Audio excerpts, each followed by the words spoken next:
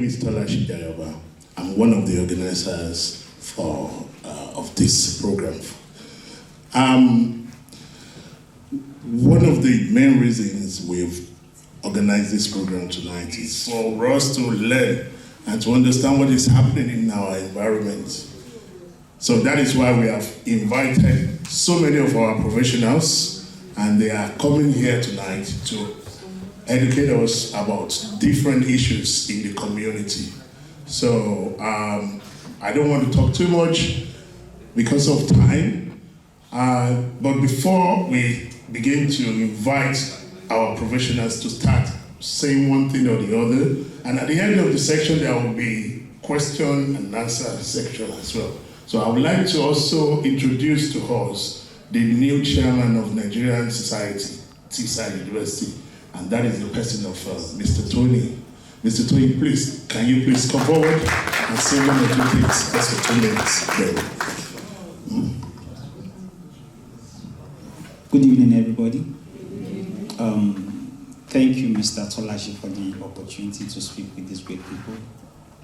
Let me first apologize that our students are not here for whatever reason.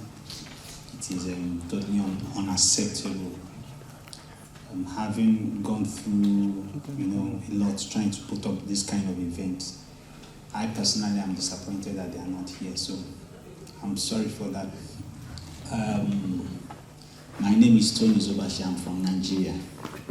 Like you all, I really don't know what I want to say, but one of my objectives while contesting for the office was basically to see how it can help to change the narratives, that followed us, all of us from our villages, to the UK. Whether we like it or not, we all have image that we're struggling with because we are Nigeria, and I don't know how we're going to do it, but I want to crave everyone's cooperation, that together we can change it, no matter how little it is. The worst thing that we can do is to make it more difficult for those coming in. Those of us that came in here in September, we faced a lot of challenges, especially as it has to do with accommodation. Some still don't have accommodation because the conditions are extremely stringent, and I want to believe that it's possible. It could be as a result of how some people have behaved in the past, and then knowing that we are Nigerians, they have to raise the bar.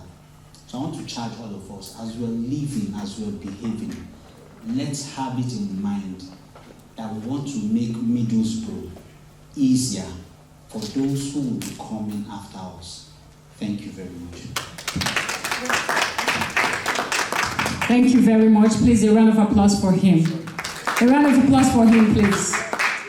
The point he made is very crucial, and you all know. I just don't feel really fine and happy that the people who are supposed to be here are not here.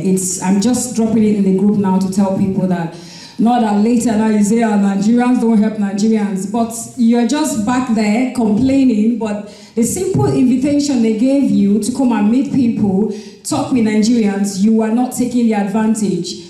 The first opportunity I got here was because of the fact that I attended this kind of programs.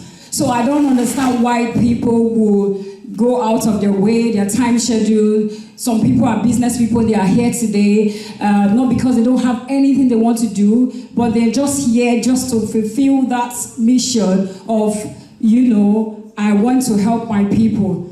So, but just imagine, 95% of all sitting down here are the speakers, not even the students. So it really bothers my mind. So let's just take it from there. Hello. Let's just take it straight from there, and then I would like to call on the next speaker, because whatever happens, we have to go on. So Georgina will be speaking for 10 minutes about education. Thank you very much. Give her a round of applause. Thank you. Thank you. Okay, thank you everybody. Thank you for the invitation. It's really great to be here. So to introduce myself, my name is Georgina Chinaka. I work for Middlesbrough Council.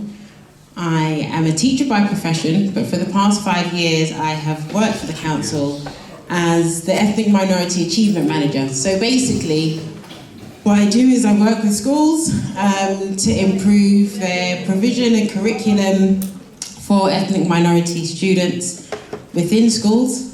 And I also manage what's called the New Arrival Protocol. So families who are newly arrived into the country, when they move into Middlesbrough, I have a team that I manage that can support them into education.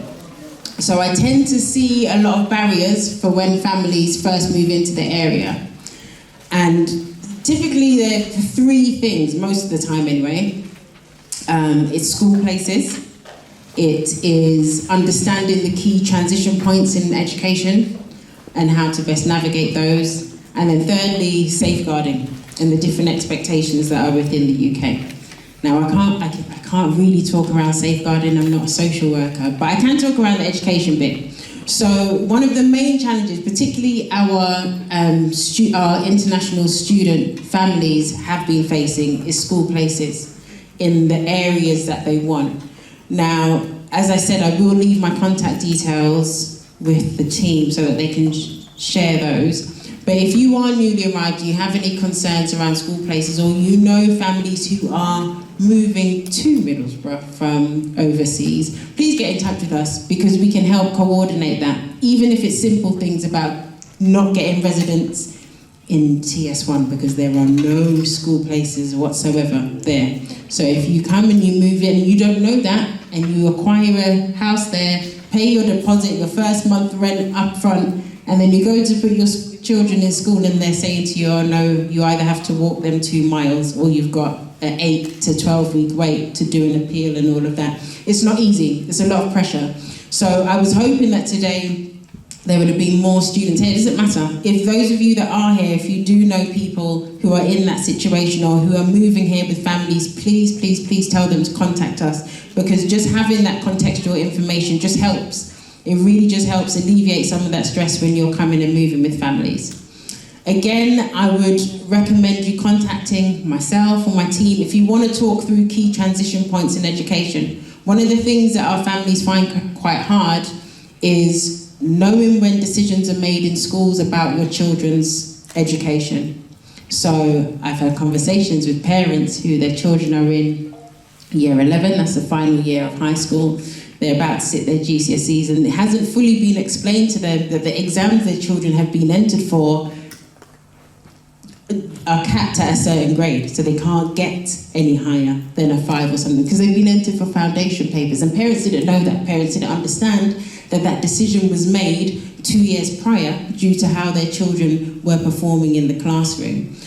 So understanding those key transition points in education is really, really important when we're wanting to support our children the best way that we can at the right times and navigate the education system in the best way that we can. So don't ever feel shy to ask and ask again in the schools that your children are attending. And if you don't feel like you're getting clear enough answers or they're not being forthcoming enough or you just want to check with somebody else, then yeah, please feel free to either contact me or contact my team and we'll support in any which way. And that's the same about making decisions going further with post-16 education and understanding some of the different options that are there as well. The team I manage is called EMAT, so it's the Ethnic Minority Achievement Team, but everyone just refers to it as EMAT, so E-M-A-T. If you type that into Google, if you just type in EMAT Middlesbrough, you'll come up with our Middlesbrough Council page. And there's a lot of information on there. There's information around schooling expectations and key transition points on there. There's information and videos around, no, there's not videos anymore, I took them off. But there's information around safeguarding expectations within the UK, because I know that those are different. And that can sometimes cause some of our families some real trouble. But the main thing is to just say, ask. If you're not sure about anything, or if you know families who are moving into the area, please direct them to us so that we can just help. The help's there. So it doesn't need to be that families are suffering alone, not knowing how to navigate the school system here, because the support is there. So please do get in touch. I will be around if people do want to ask questions. I can be here for the next hour or so please grab me if you want to. But if not, I will be leaving my contact details with the team, and please feel free to. I know there's people in this room who have picked up the phone and rang me and emailed. Feel free to do that, absolutely, and I'll see how I can help. And if I don't know the answer, I will find someone who does. So, okay, thank you.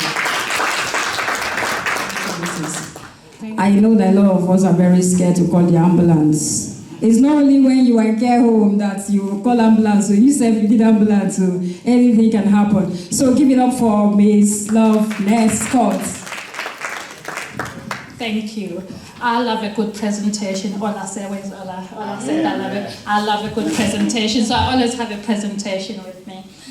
So hi everyone, my name is Loveness Scott, and I am a positive action lead with the Northeast Ambulance Service. Northeast Ambulance Service, the National Health Service emergency provider within the area we live in.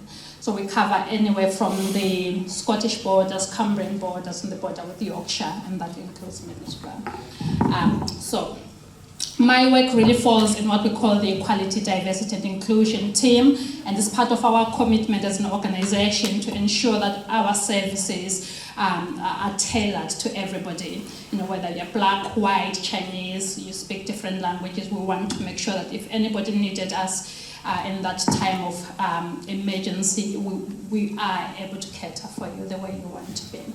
So, a couple of things that I like to share about what we do. The first important thing is that all our services, there is access to an interpreter.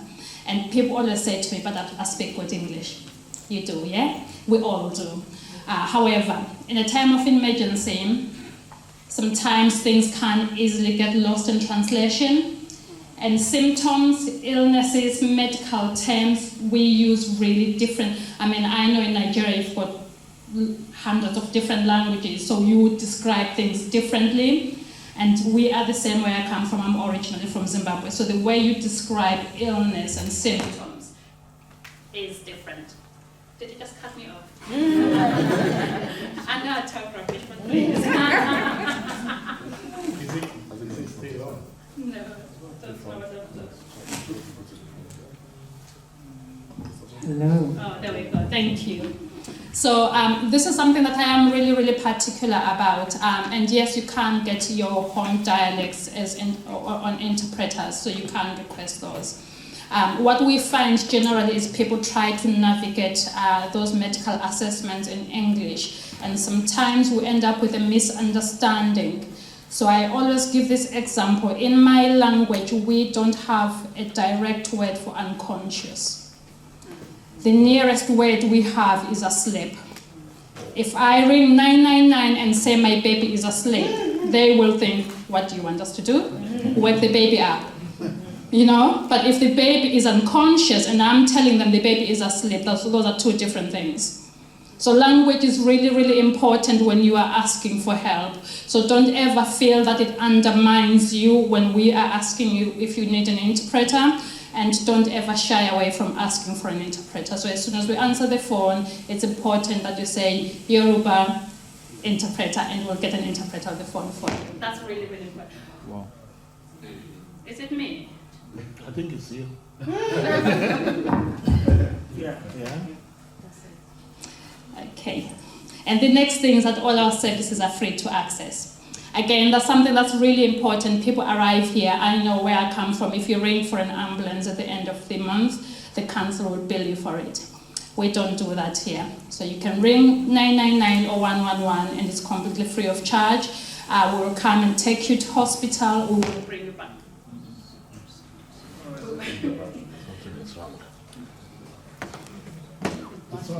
I might just do it that way. We will come and help you. We will never ask you for your visa. We will never ask you for all those personal information, and we definitely do not share details with immigration. So that's really important. So what do? We provide 999 care. Whenever you ring 999, it comes to us. We've got 3 call centers, if you like. We call them emergency operation centers. One is in Billingham and Teesside, one in South Shields, one in Newcastle. So whenever you make a phone call, it comes through to us. When you see the ambulances on the road, they belong to us, they don't belong to the hospital. So we are the ones who dispatch those ambulances and come and take you to where you need to be. We also provide the 111 service, which actually is really important for people who are newly arrived in the UK, because I know most parts of the world don't have an equivalent for 111. 111 is the number that you need if you need medical help, but it's not an emergency. So you might need a doctor, you might need a nurse, you might need to speak to somebody about medication, but you can't get through to your GP, or maybe it's a Friday night like tonight, it's a bank holiday or it's a weekend. You would ring 111 and we would assist you. Generally, when you ring 111, there is a lot of waiting because everybody tries to ring us, but that's absolutely fine. Stay on the phone, it's a free of charge number, and we would give you any help you need. Okay. I'm going to try and skip some of these just to fit in with the time scales. The other option the other service we provide rather is what we call patient transport service. And this is, I'm sure you've seen, it looks like a minibus. And what it is really, it provides pre-booked transport to hospital, but there needs to be a medical need. So for those people who are poorly, maybe you're going for chemotherapy, you are on oxygen, or you're bedbound, but you need to go to your GP or you need to go to a hospital appointment. You book with us, we come and take you and bring you back home. So those are the three main services that we provide. So 999, 111, and patient transport service. Something that I do also want to mention really briefly that I am passionate about is trying to get more people that look like you and me to come and work for us.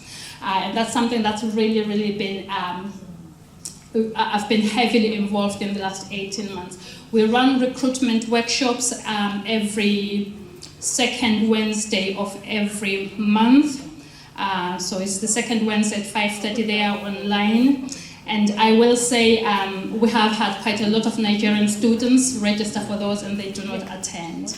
And that's really, really disappointing for me because I only have 20 places available every month.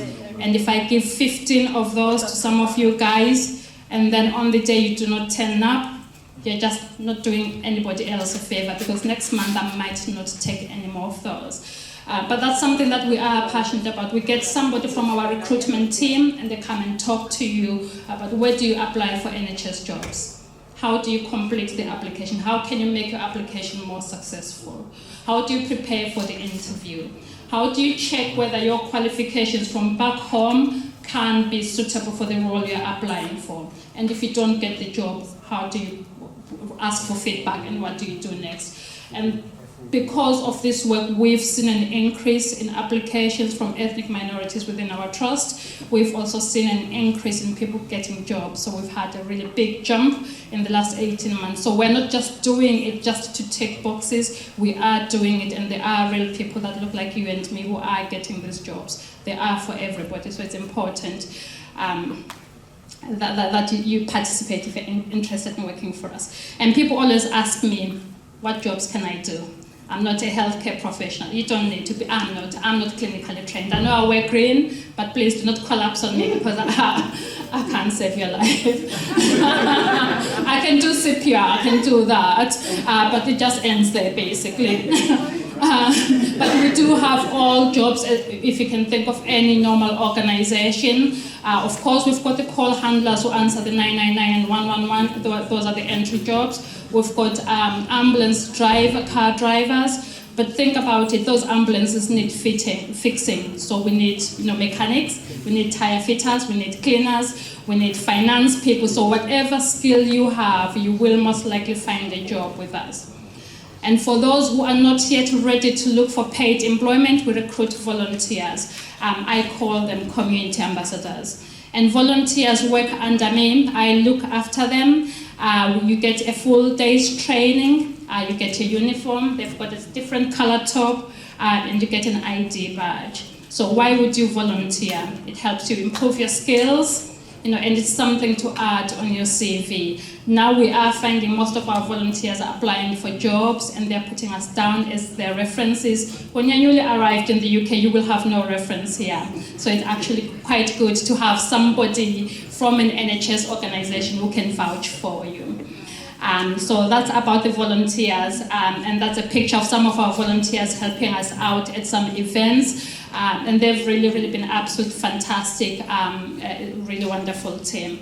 My contact details are just there, and please do not bombard me with WhatsApp messages. If it's really important, if you send an email, I promise I will reply to you. What I find is most people send me a WhatsApp because I get so many of them, it is easily lost. But if you send me an email on this subject, you can either put you want to know about employment, you want to know about volunteering, whatever it is you want, you put it as a subject, and I promise you I will always get back to you.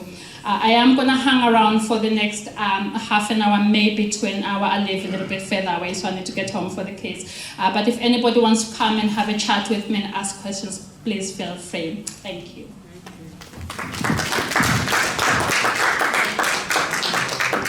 I'll leave that on for now in case people want to take my number down. Oh, my mom, please.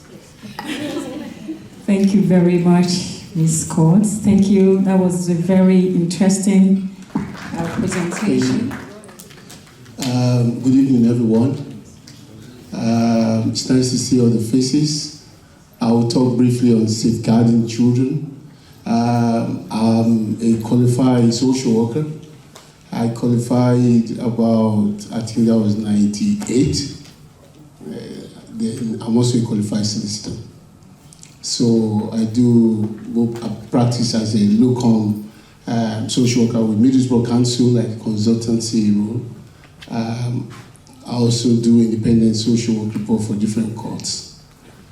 I have few tips, I'll call it tips, to give to especially new arrivals.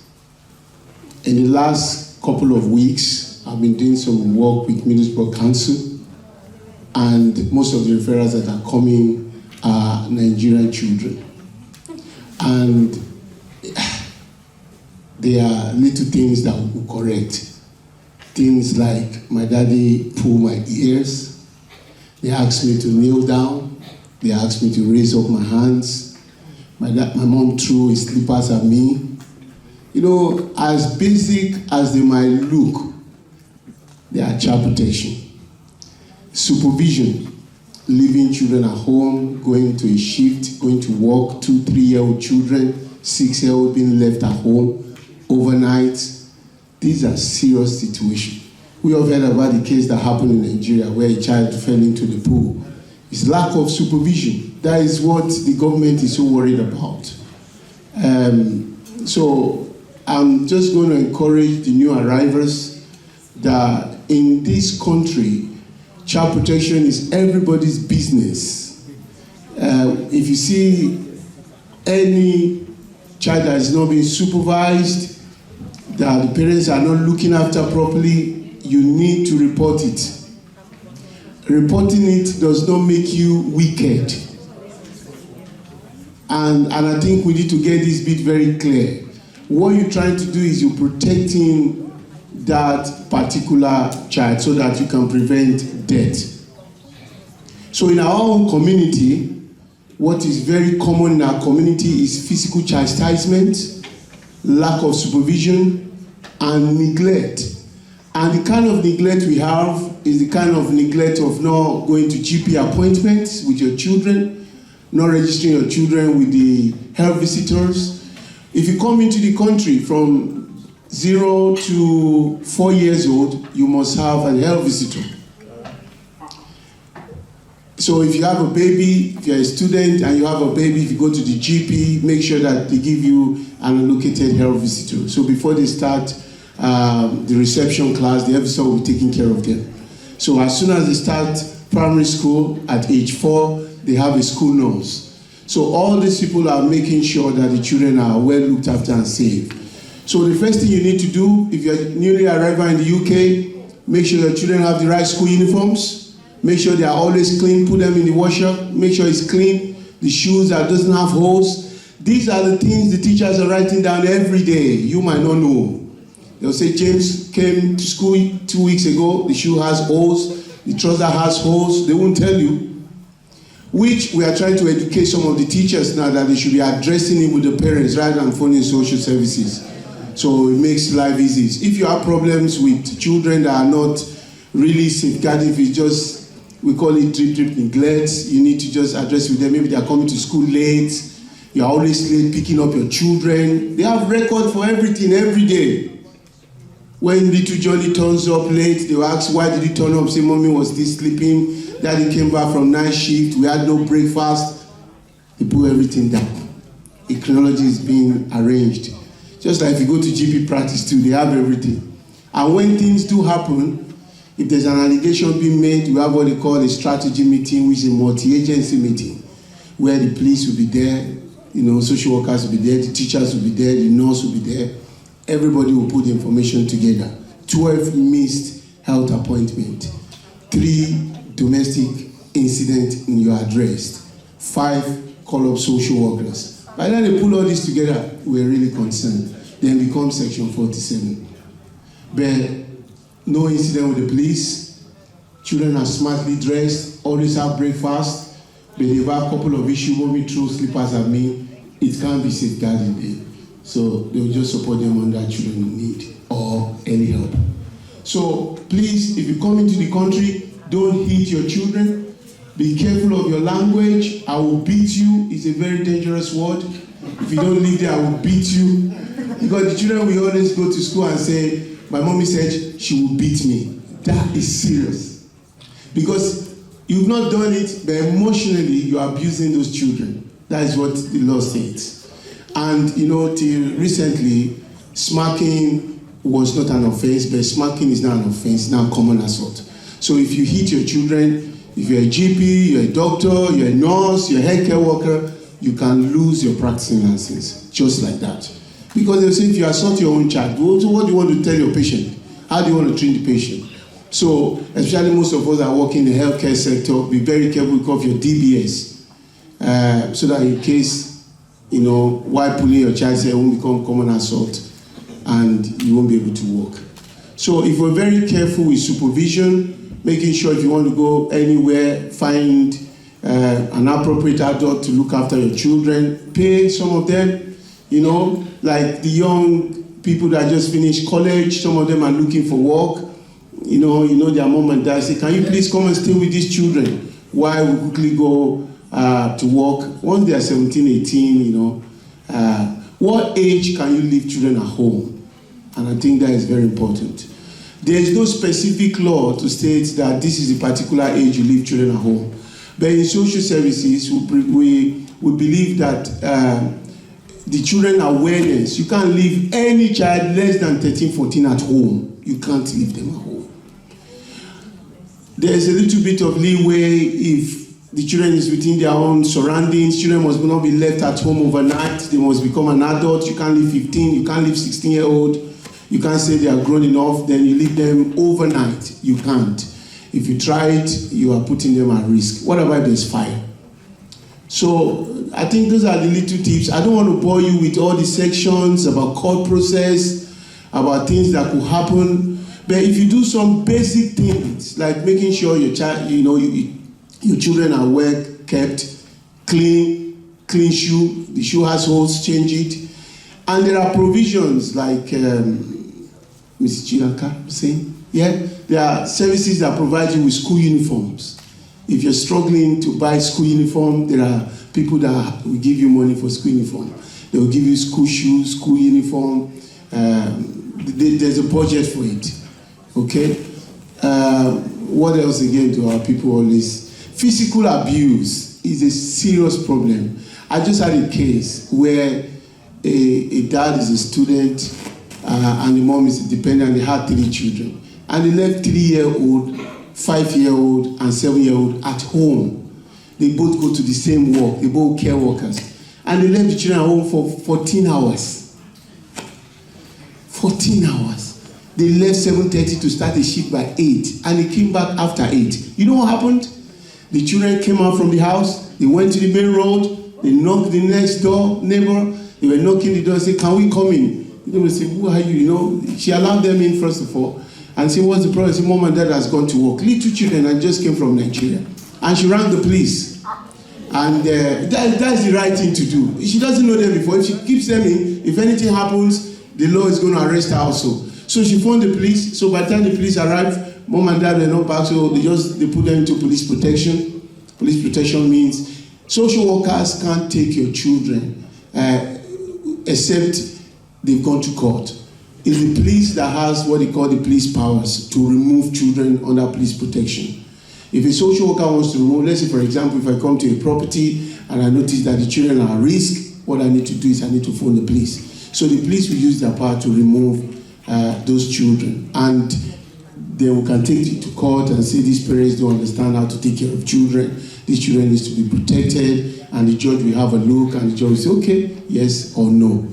And in case, if social workers do turn up in your homes, maybe your child says, mommy slapped me or daddy slapped me, or all those allegations being made, try and seek legal advice. Try and speak to a solicitor, because they will ask for your consent, whether they want to keep those children. The first thing they do ask for is whether you have friends and families where the children can stay, familiar faces. So actually it's very expensive for us as government to take children. It costs 60, 70,000 pounds, they pay people thousands of pounds to look after those children. So even government prepared to put those children with other families and relatives. But people say, oh, maybe if they take the children, they get promotion, they get more money. It's all lies. I've done it for 20 years. You don't get paid or promoted because you took 100 people's children. It's not true. I think in our community, we have problem of communication. When people come to see you, when they speak to you, our tone can look aggressive. It's just the kind of people we are. We are loud people. And I try to tell, when I go see family, I tell them, just try and reduce your voice, They will write in the report that you've been aggressive. You're not aggressive, but, we'll be shouting and all that. So please just reduce your voice. Say, well, an allegation has been made, but okay, that's fine. Can I get in touch with a solicitor? Can I get advice from, people that knows what to do? And you are entitled to do that. And don't sign any paper. Don't sign anything until you talk to a solicitor first. Don't just consent to anything, because don't sign any house contract. People back home where we come from, you just sign anything. If you sign, don't go and sign something that they'll tell you where you signed. So please make sure you read everything before you sign it. If your children are well looked after, even the teachers, even when children do go to school, when you chastise them at home, and says, leave there, don't do that. They will go and they say, oh, my mommy did this, my mommy did that, and my daddy did this. If the teacher knows that those children are well looked after, when we have those meetings, they report it back. They report it back that the children are well looked after. I did one yesterday, when I saw the children, they look really well. In fact, when I got there, I was telling somebody here, and because they were Nigerian children, and when I got there, the children started jumping at me, say, uncle. And I love it, because they feel relaxed. It's somebody that looks like them. Are you getting it? So they feel relaxed, so they could talk to me, so they're calling me uncle. So I said, no, call me Tom. They say, no, it's uncle. So the local authorities trying their best, and they're overwhelmed with workload and caseload, and our communities are coming in, and they don't know what to do. So, we're trying to sanitize some of the social workers also, that there's cultural issues. Some of our people can come loud, just take it easy with them, and please just look after your children properly, supervise them properly. It's like crime. It's like crime. You can live in this country for 20 years. If you don't commit any crime, police is not after you. So if you take care of your children very well, social workers they don't have business with you. But if you don't, they are looking very dirty, you don't taking care of them. You're just inviting social worker in. Another thing also that it's not common in our community, but for couples that like fighting, if the arguments started getting heated up between husband and wife, please, just one person should just leave. Just because that is what the police will say. So it's better you leave before they even come.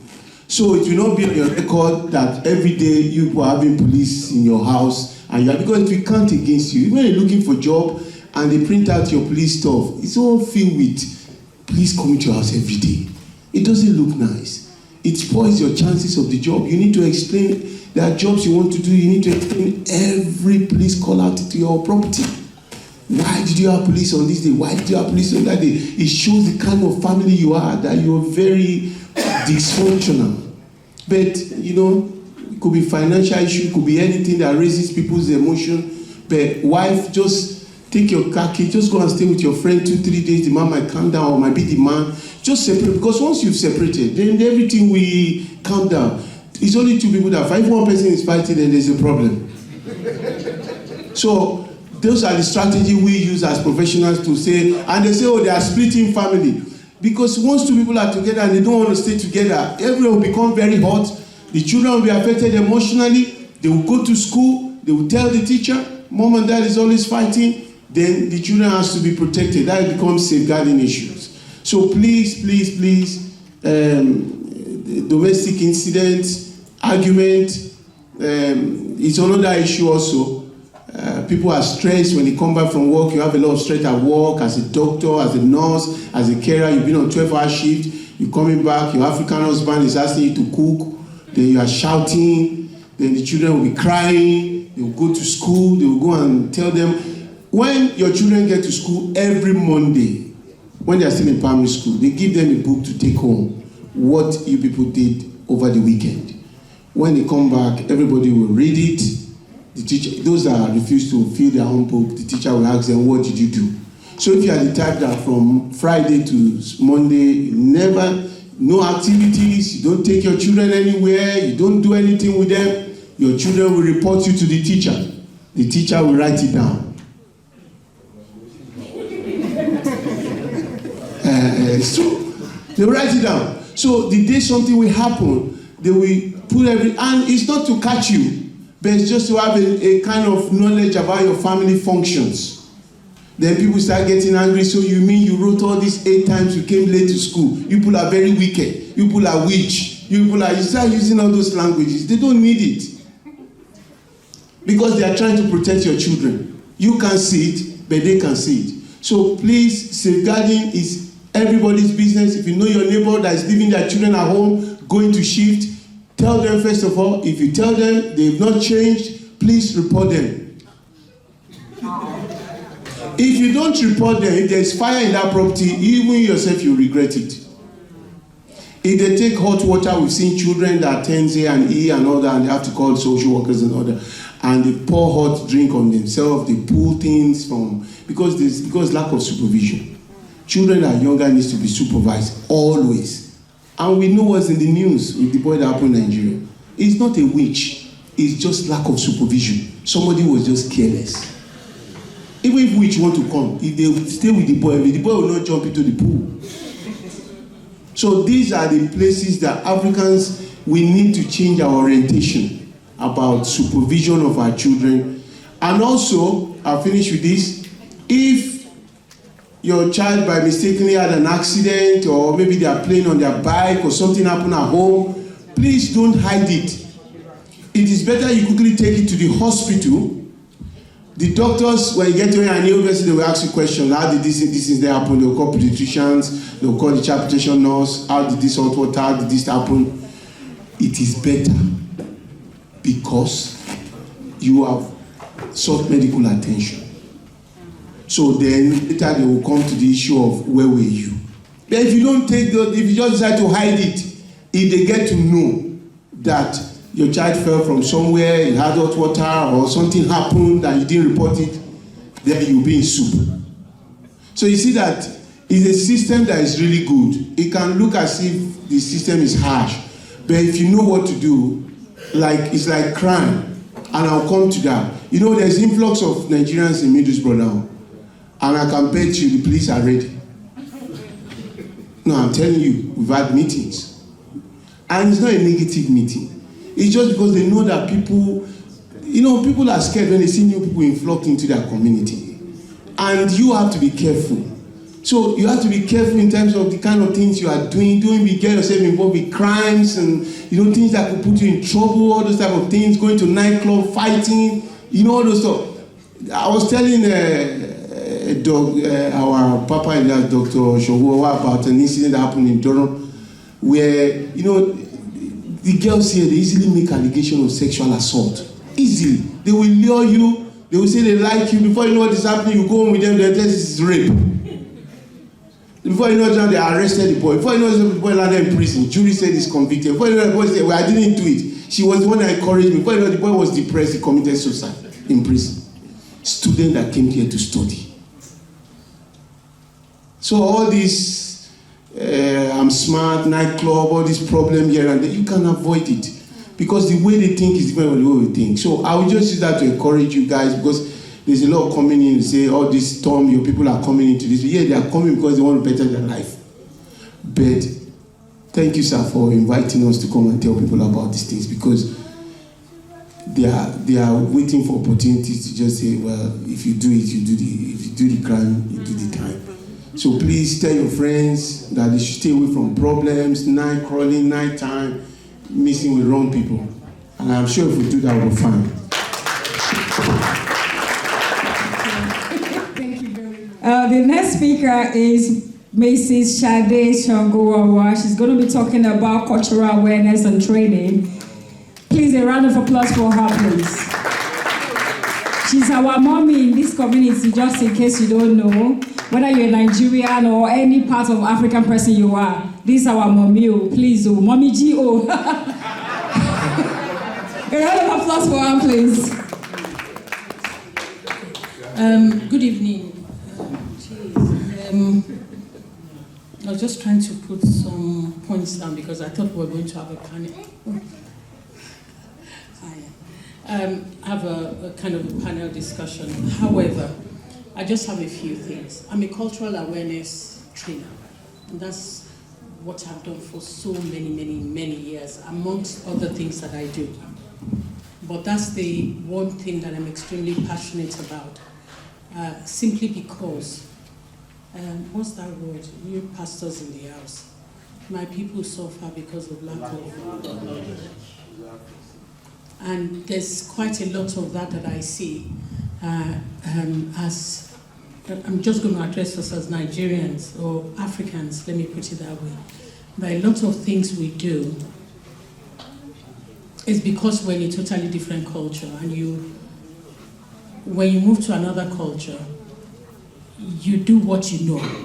That's just the way it is. Until you encounter something that is opposite of what you know, then you start to query or question, if you're wise, why this is happening.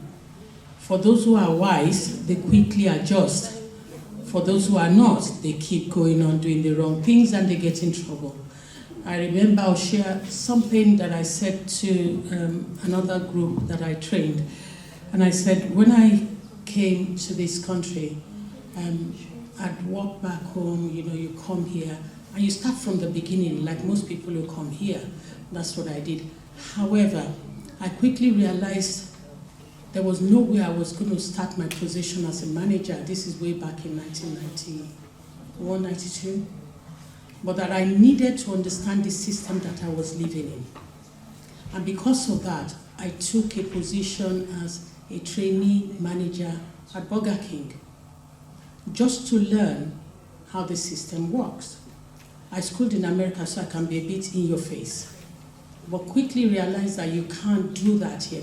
Well, you can. Now I do it and I get away with it. But that's because now people know me. So it's always shady, so it's okay. You will do the same thing and it won't be okay. But because people know me and I know when to do it and when not to do it, I know when to smile, when to laugh, when to shut up, when to scratch my head, when to walk away, which battles to pick. And that is by understanding the culture of the people I'm dealing with.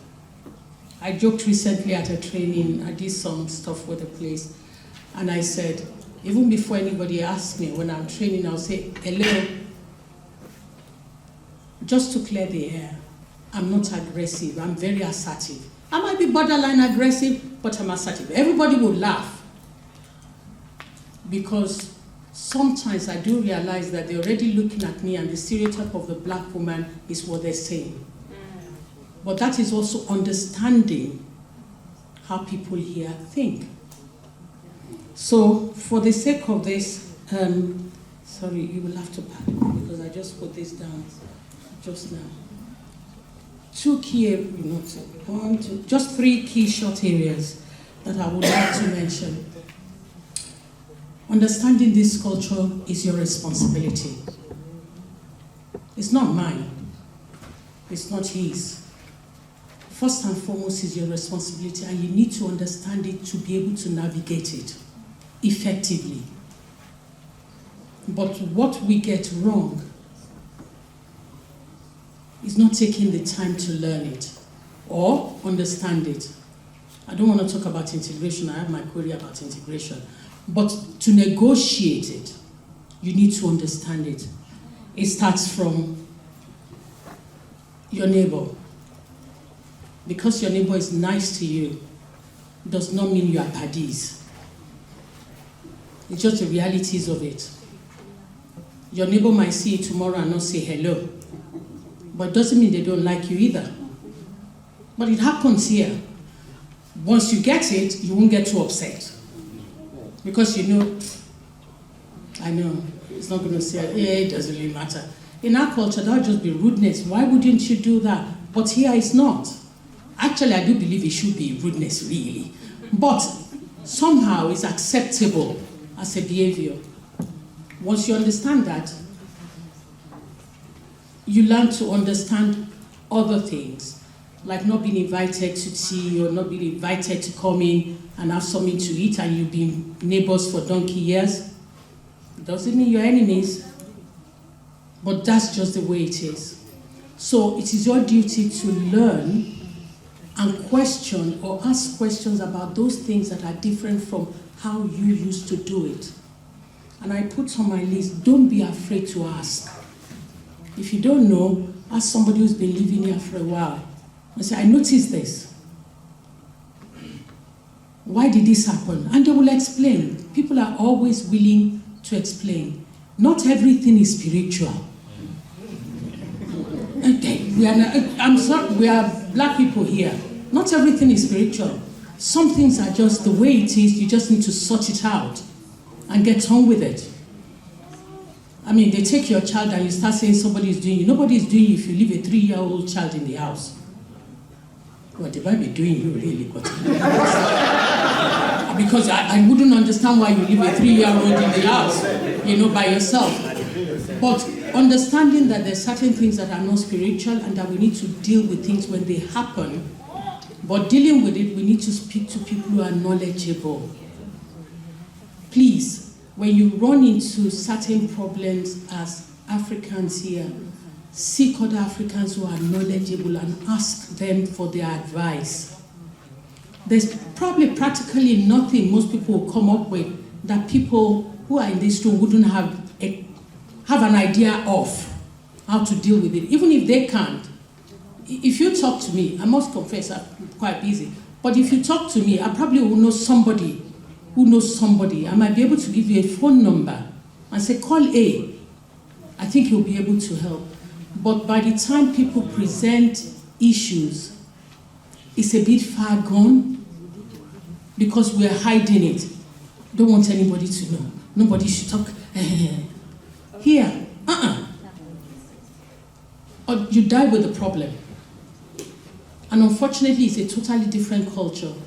And because there's a perception, is it perception really, that we can be aggressive because we're very expressive people. And sometimes our expression is seen as aggression. And I've challenged that recently, and I won the challenge actually. That's not aggression, that's just being expressive.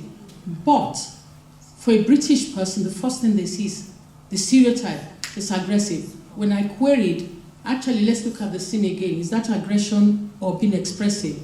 They all ended up agreeing that it was expressive, but it's the stereotype that kicks in first. So learning to behave, speaking up if we have problems, and getting advice when it's necessary. No, not when it's necessary. When it's necessary and quickly could make a difference between 5 years, 2 years, a year, or 10 years. Then I picked something that I mean, because I know quite a number of you are students, about getting jobs. You need to understand how the system works when you interview for a job. Interviewing for a job, you have to learn how to interview in this culture. It's very different from how we interview back home, where you have connections to get to the point where you're going to interview. Even if I know you come for an interview here, I still expect you to perform. And the performance is based on you knowing and being assertive. And don't go in there starting to be, oh, please, yeah. You have to come across as confident, very confident, and capable. I do something for people often, and I'll say, tell me about yourself in 60 seconds. And everybody hates that question, really. But in this culture, you have to understand how to answer that question to make you stand out from other people who are going to come in. And I will have people tell me about, I just came to this girl, I came 5 years ago, I'm learning to speak, and I'm sitting there and looking at the time and I go, after 60 seconds, I'll go,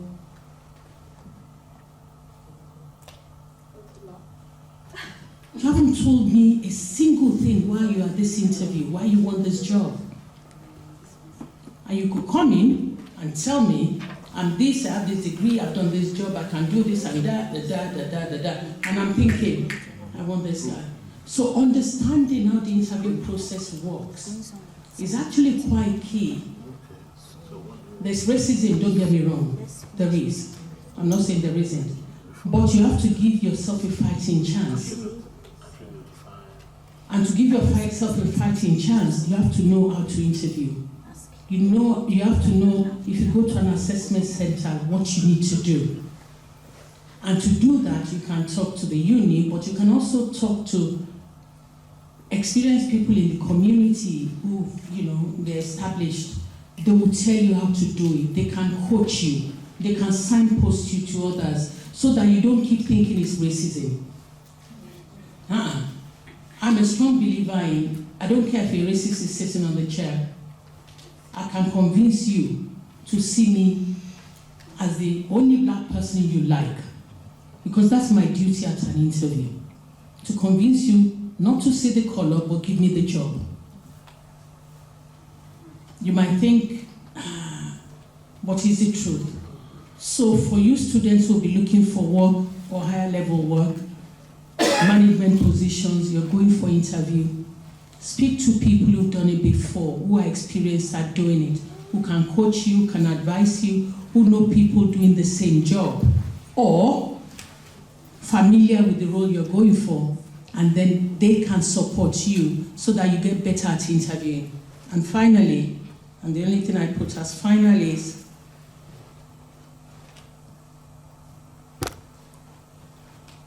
ask for help. Don't be too ashamed to ask. You've got nothing to lose. Thank you. Round of applause. Good evening, everyone. My name is Dr. Oke.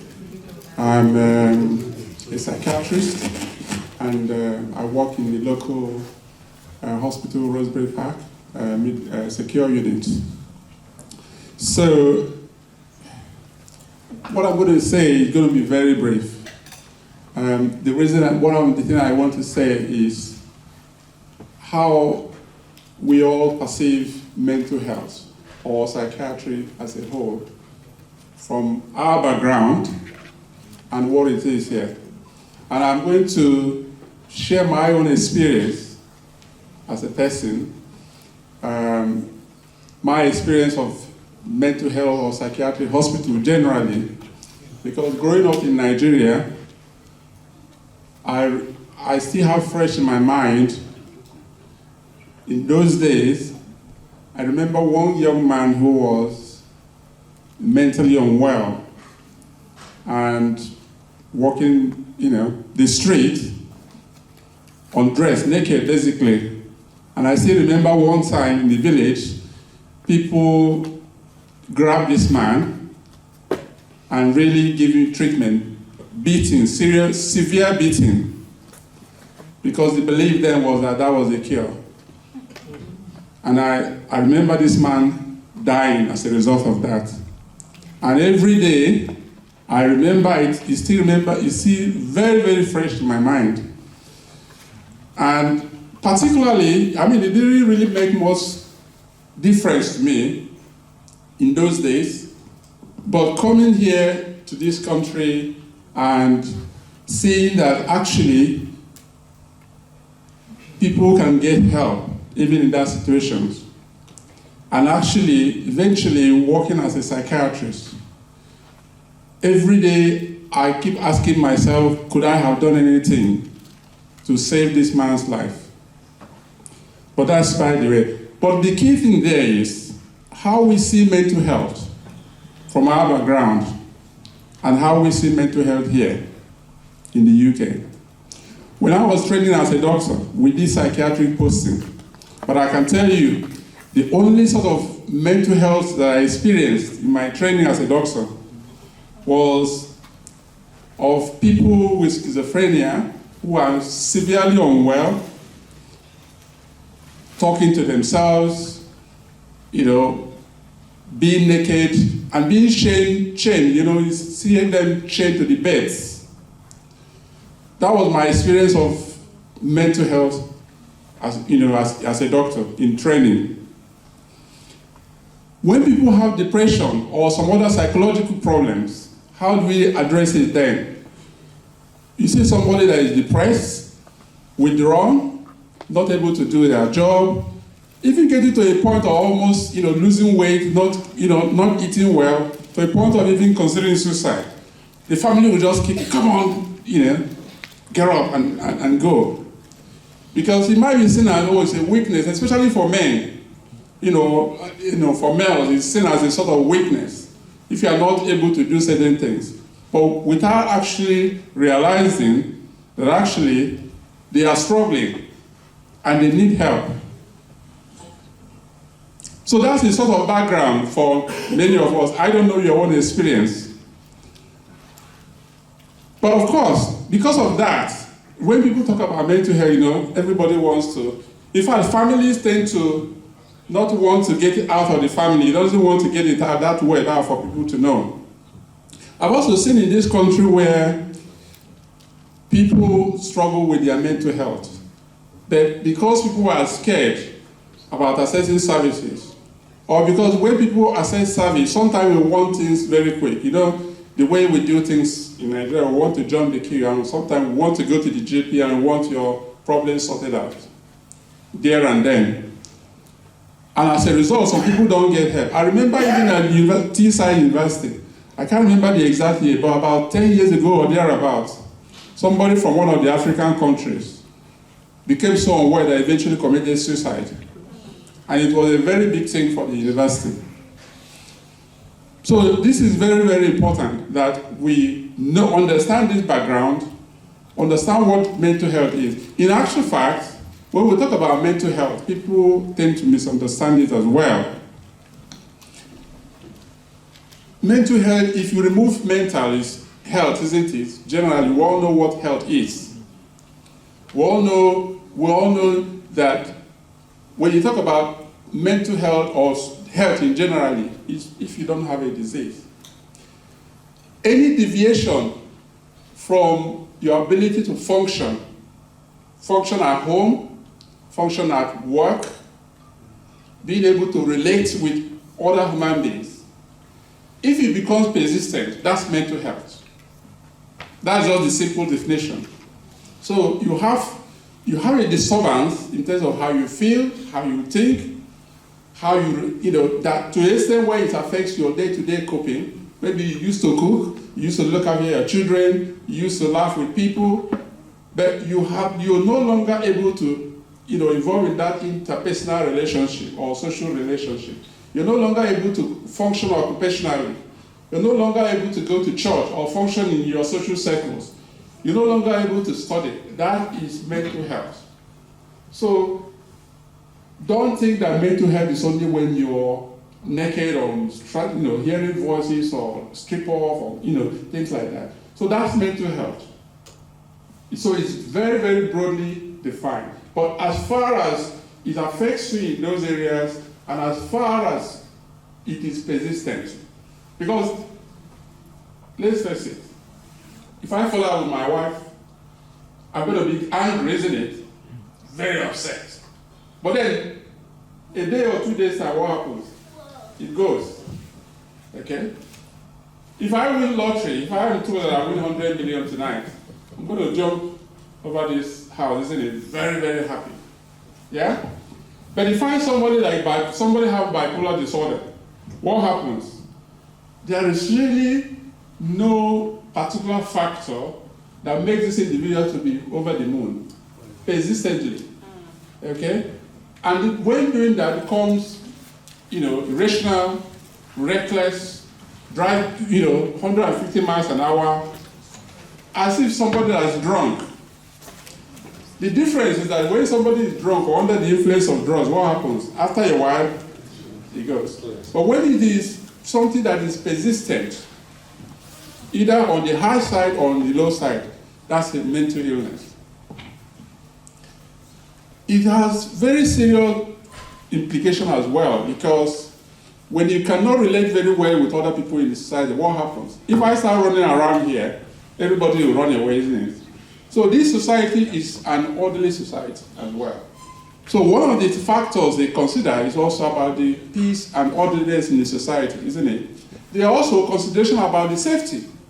Because if somebody comes out of Rosebery Park now and come with a knife or a gun and start shooting, the community, what will happen? People will be able to function normally. There's also about dignity of the individual.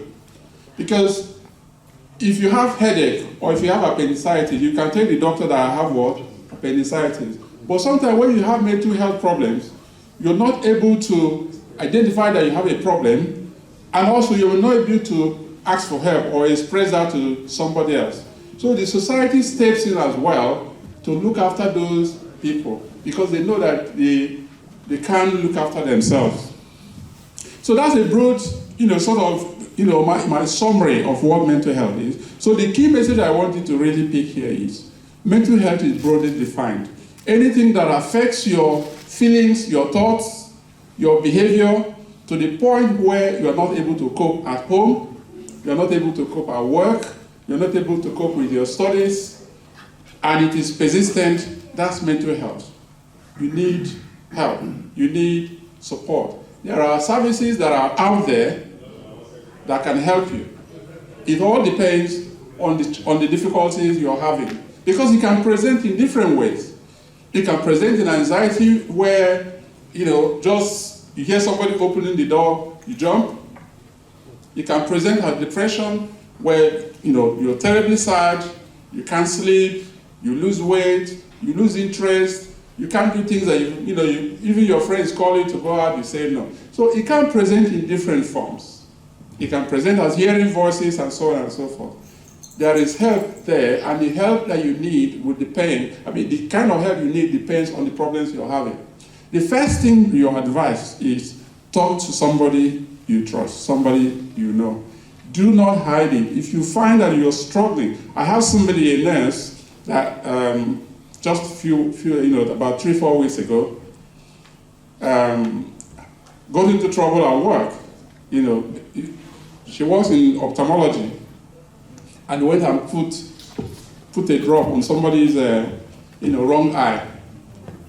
And it was making several mistakes at work, but refused to open up to acknowledge that she was having problems until she was actually getting into trouble before it was brought to our attention and we have to intervene. It's one of the things that happens is not being able to tell somebody that you have a problem. That is the one biggest thing that you need to really overcome. If you find you are struggling, or if you find somebody, your friend or your partner is struggling, talk to somebody and get help. If you find that you are in emergency, you have either yourself or somebody that, especially maybe somebody you know is in emergency. For example, behaving in a reckless manner, behaving in a dangerous manner, thinking about suicide. You see somebody that is usually outgoing, suddenly becomes withdrawn. One day you don't see the person, the second day it's lying in bed. Find out what is happening. If he's in crisis, there's what is called crisis team. Mental health emergency line that you can call. If you call that service, they'll be able to assess the sort of need that you have and how they can help you. They can see you, they can come to your home and see you, or they can direct you where you can come, where they will do an assessment and decide what appropriate treatment that you require. But in general, like some of the things we discussed, if you feel depressed or some other mental health difficulties, your GP, if it's not urgent, your GP is the first point of call. Because GPs, although they treat physical health, but they also treat some basic and generic mental health problems. And the GPs, when they cannot treat, if you have a condition that they cannot treat, they can always refer you. There are different ways, different places they can refer you to that you can get help. Now, you cannot access the hospital directly, mental health hospital. Of course, around here we have different hospitals, and the closest one here is Rosebery Park Hospital. But they have different units, including community team. They have different teams that work. But unfortunately, unlike the acute hospital, you cannot walk in directly and get help. So how do you get help if you need so? Like I said, the first point of call is the GP. If it's urgent, you call the crisis line, which is they are open 24 hours. So crisis line is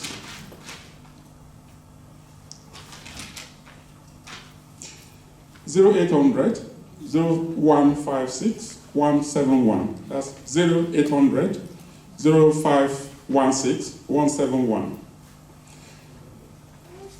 That is actually what we call, like an entry point to most of the mental health services, actually.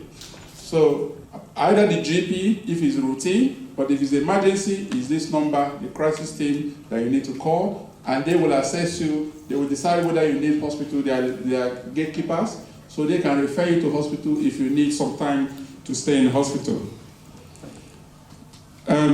Also, if there are other conditions, for example, you see somebody behaving in a way that is reckless or maybe causing some violence, you can call 999. 999 can link you to the police, or they can refer you to crisis team. But that is something that you need to do to keep yourself safe and get the help that you need. There are other sources of help. If you just, maybe you're just something you're struggling with, you're still able to cope and keep yourself safe. There's services like Samaritans, there's something like The Mind, there's Rethink. So all those ones, you can call them, they can give you telephone advice, for example, and then you can learn self-management, how you manage some simple, basic anxieties, depression. But once it becomes something beyond that, then the GP, the crisis team can signpost you to hospital if required. There's also some resources that you can find online as well. For example, there's the Recovery College. Recovery College online, if you Google it, you find they have a lot of information about mental health. There's a talking therapy service which is also available, and if you need something like counseling or you're struggling with basic anxiety, they can also to help you. So in summary, mental health is common, more common than we think, and it's not only the extreme, the most severe ones that we think about or that we know about in Africa. There are even other ones there. And once you find yourself in those situations, the best thing is for you to get help. Because if you don't get help, things can deteriorate to a point where you become a danger to yourself or even a danger to somebody. And we've seen cases like that, families say, oh, if I knew this boy, if I knew I would have got help for this boy on time, and so on and so on. Actually, even in children, you can find out certain things happening in children. And sometimes our people think, maybe it's spiritual attack, or it's in my place, they call it Obanje. Sometimes we think it's an Obanje child. and people resort to also other kind of things. There are specific services as well for those kind of children, but the GP and the crisis team that I mentioned are a very good access point to access those services. Thank you. Thank you very much, sir. A round of applause for him, please, please, please, please. Thank you, thank you, thank you. At this moment, we'll be going for a short break so that we can have time to integrate with ourselves, talk with ourselves, get our numbers, connect with ourselves, enjoy ourselves, talk with ourselves. Because some of you say, I'm antisocial. You're not antisocial. You can lead to depression, like you've just heard now. I don't talk to people like that. It's a lie. That's not part of what you are supposed to be doing. So now we're just going to go to the back. Look at where that beautiful auntie is. You're going to pick whatever you like there. It's for free. Nobody's charging you. Just go and enjoy yourself. And after that, we'll come back to continue the program. And more interesting speakers will be coming on. Thank you. In 10 minutes, please. Thank you.